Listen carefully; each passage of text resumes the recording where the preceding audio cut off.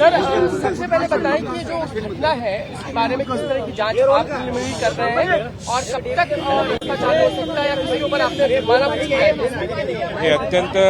हे अत्यंत दुर्दैवी घटना घडलेली आहे।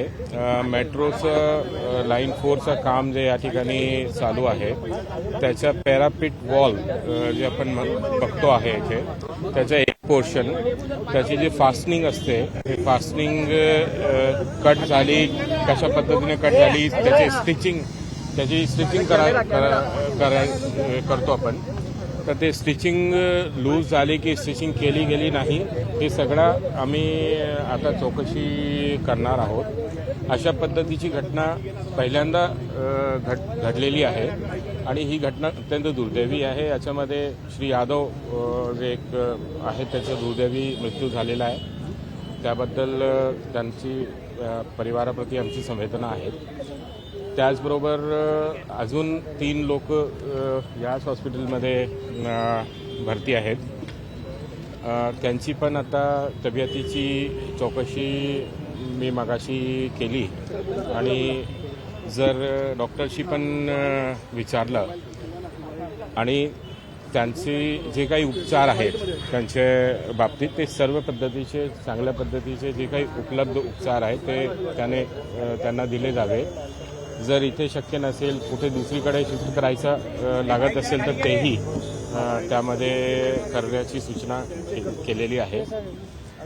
ही जी घटना आहे हे दुर्दैवी घटना आहे। टेक्निकल फेल्युअर पॅरापिट वॉलचा कशा पद्धतीने झालेला आहे याकरिता MMRDAचे जे सिनियर डायरेक्टर आहेत श्री बसवराज ते पण आहेत माझ्याबरोबर आले, ते दुसऱ्या लाईन्सचे कामकाज बघतात, त्यांच्याकडे लाईन 12 वगैरे आहेत, लाईन 4चं नाही बघत ते, तर ते त्यांच्या माध्यमातून याची चौकशी ताबडतोडीने याची चौकशी केली जाईल आणि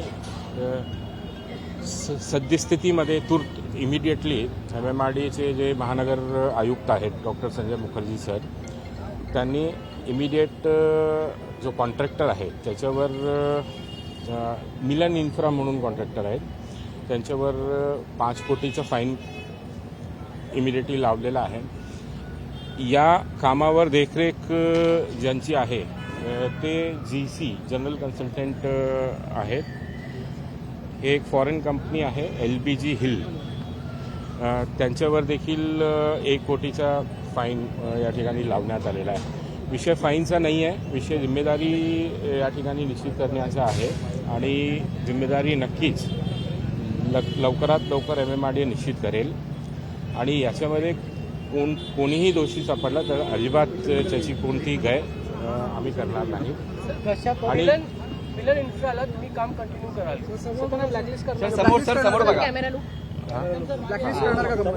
त्याच्यामध्ये जो जसं मी मगाशी सांगितलं की ही याची चौकशी आम्ही करू आणि कशा पद्धतीचं फेलियर आहे या फेलियरची जशी आली तर योग्य कारवाई जो कॉन्ट्रॅक्टरवर करायला पाहिजे। MMRDA अशा प्रकारची घटनांच्या बाबतीत कोणालाही सोडणार नाही आणि बिलकुल निष्पक्ष पद्धतीची भूमिका MMRDA द्वारा घेतली जाईल। स्थानिक आमदारांनी सांगितलं की 3 तास झाले तरी MMRDAचा एकही अधिकारी स्पॉटवर आला नव्हता। स्थानिक आमदारांनी रोष व्यक्त केला। नाही आमचे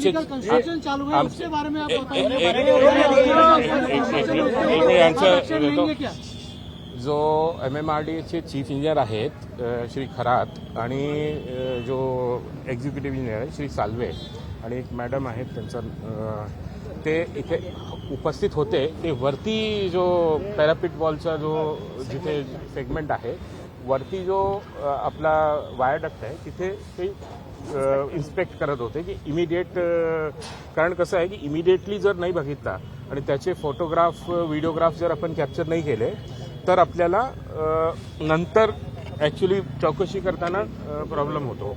त्यामुळे ते सगळे गोष्टी सिक्युअर करण्यासाठी आम्ही हे गेले। त्याच्यानंतर मी आणि आमचे डायरेक्टर दुसरे चीफ इंजिनियर दुसरे लाईनचे जे आहेत ते देखील इमिडिएटली इथे मूव्ह झालो। मी थोडा लांब राहतो त्यामुळे मला यायला थोडा उशीर झाला। आमदार साहेबांशी पण या लोकांची भेट झालेली आहे, मी पण आता भेट घेणार आहे त्यांची।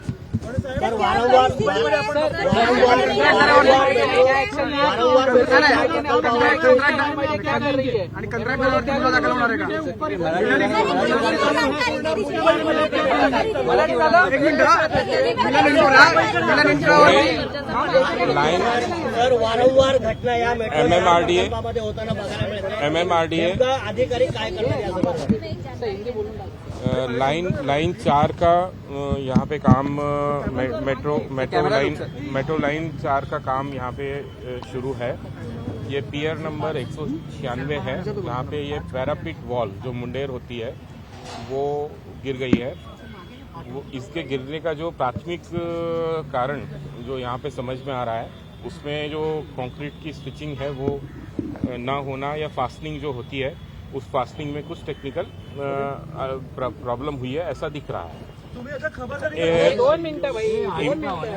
एक इमीडिएट एक्शन के तौर पे MMRDA ने जो इस लाइन के जो कॉन्ट्रैक्टर हैं जो कर रहे हैं काम, वो मिलन इंफ्रा है, उनके ऊपर 5 करोड़ की पेनल्टी लगाई है।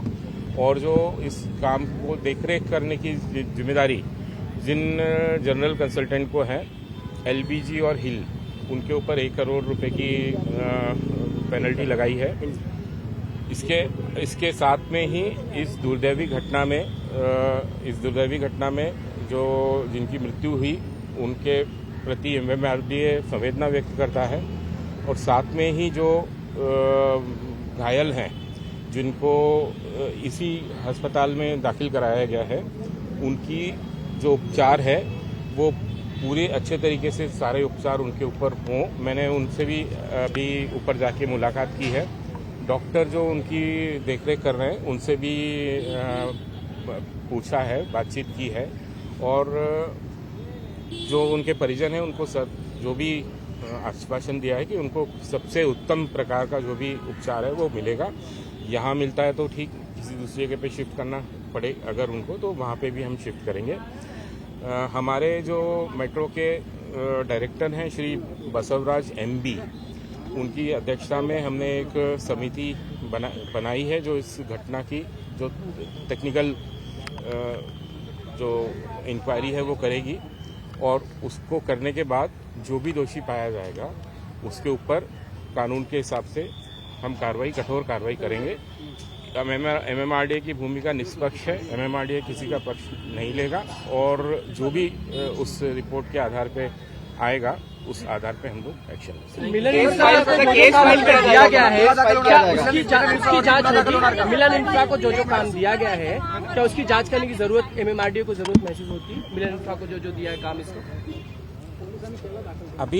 अभी ये जो प्रकरण है, जो ये प्रकरण हुआ है, इस प्रकरण के बारे में हम पूरी, जैसा मैंने आपको बताया, वो पूरी सखोल चौकसी करेंगे। और भी अगर ज़रूरत लगती है कि और भी चीज़ों की इंक्वायरी करनी पड़ेगी, क्योंकि ये सेफ्टी सिक्योरिटी का विषय हम हमेशा बहुत इम्पोर्टेंस उसको देते हैं। मुंबई जैसे शहर में इतने बड़े पैमाने पे काम होते हैं, इसलिए सेफ्टी और सिक्योरिटी को पैरामाउंट इम्पोर्टेंस देना बहुत ज़रूरी है। इसलिए जब कुछ भी अगर ऐसे लगता है कि और भी कुछ तपासनी करनी चाहिए, चेकिंग करनी चाहिए, तो हम ज़रूर करेंगे।